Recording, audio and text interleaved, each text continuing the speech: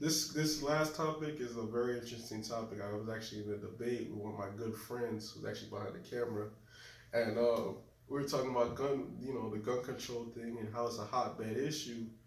And I understand my friend's view on it because he's a Second Amendment guy, and if I had a family, I would want to have a gun to make sure that no harm could come to them.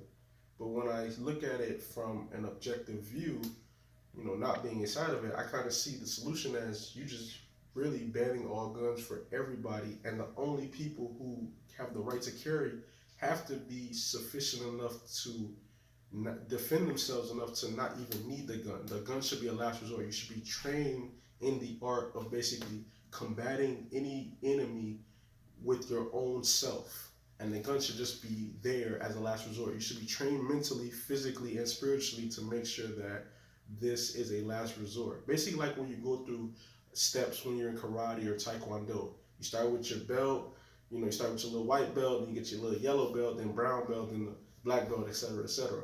So it should be the same thing.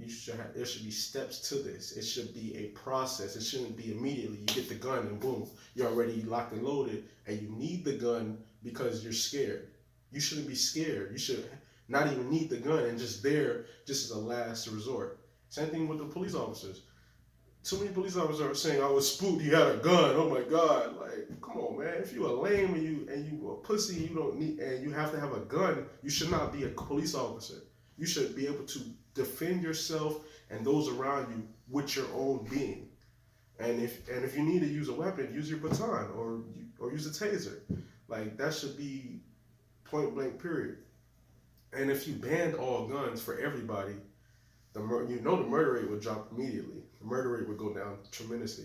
But we kind of already know. I spoke about it in the previous video. We kind of already know why these guns will not be banned because first off, the military-industrial complex, which is the Wall Street banksters, this and that, City of London banksters, which basically control this whole society as a whole. This is big business. Guns and weapons are big business. This is how they control the world. If you ban it, then they lose one of their main means of influence, which is fear and terror. And these people will kill for that. They will kill if their business starts to get hurt. If big business starts to get hurt tremendously, trust me, the people who are advocating them being hurt, their pockets being hurt, they will start slaying people down and more people down. That's straight up and down. They're already doing it in different countries who, when people start to speak up, they did it before. They'll do it again. And that's pretty much it on the gun thing.